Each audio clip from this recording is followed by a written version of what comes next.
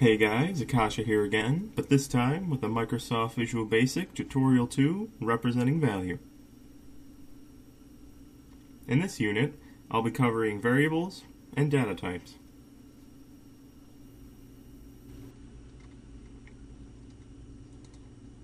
So to open this video up, why don't I start with what is a variable? A variable is a word or letter that represents a value. So some examples of what a variable might look like are maybe x, y. If you were going to put the word base in, you could either put base or the letter B, height or the letter H, area or the letter A, circumference, maybe even sir or C. Whatever combination of shorthand words and letters helps you remember what value is being stored with what variable. There are rules, however, for naming variables. A variable's name must be descriptive and represent what information is being stored in the variable, and it must begin with a lowercase letter while subsequent words must start with uppercase letters. For example, if you wanted to represent maybe, say, a person's age, the variable could be named age or person age. If you wanted to represent the radius of a circle, the variable could be radius or radius circle, or you can even just put R. I believe I also failed to mention, in my previous video, that this concept is used when naming objects and forms as well.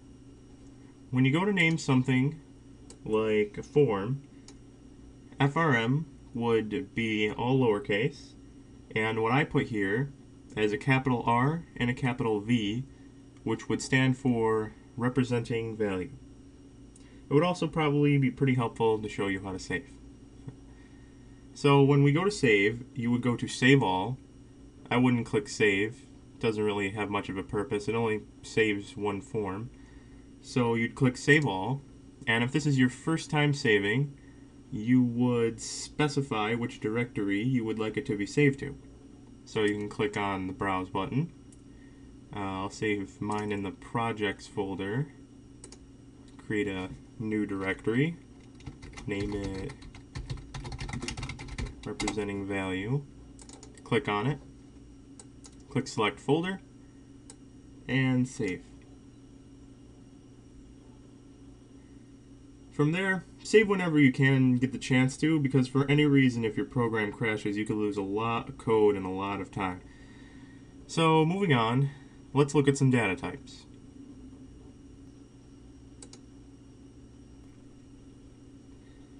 I put together this helpful little chart that breaks down some fundamental data types you could use for defining what kind of value a variable will store.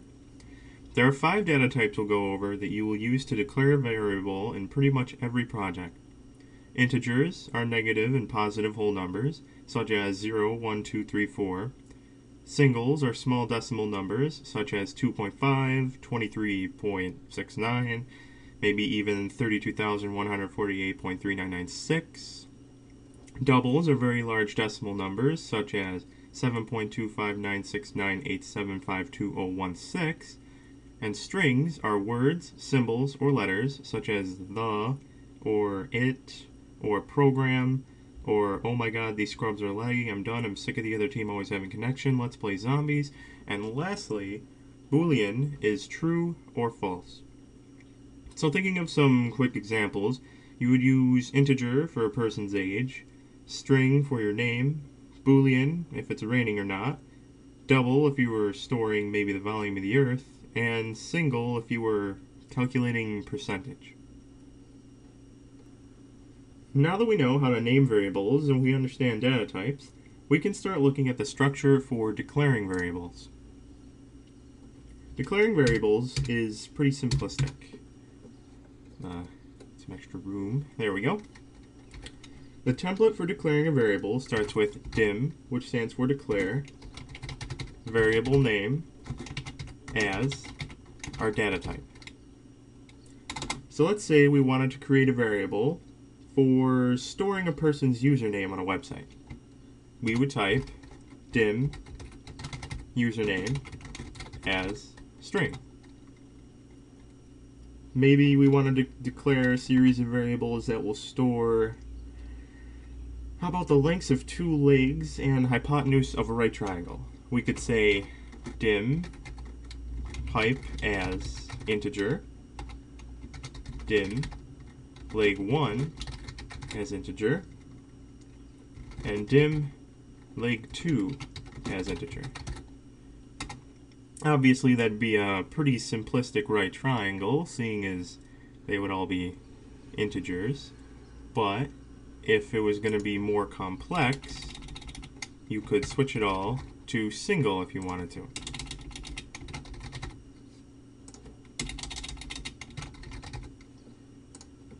There we go. So in the next video, we will go over some code where variables will be utilized in input and output. So let's review. A variable is a word or letter that represents a value. Each variable requiring a descriptive name and starts with a lowercase letter, with each subsequent word starting with an uppercase letter. Frequent saving is an absolute necessity, so keep pressing Ctrl-Shift-S. Some fundamental data types include integers, which are whole numbers, singles, which are small decimals, doubles, which are large decimals, strings that represent words, letters, and symbols, and Boolean, which acts as true or false. A variable can be declared by using the code structure of dim variable name as data type. Well, I hope this video was descriptive enough. If not, post a comment, send a message, and I'll try my best to answer any questions. Acasha 72, signing out.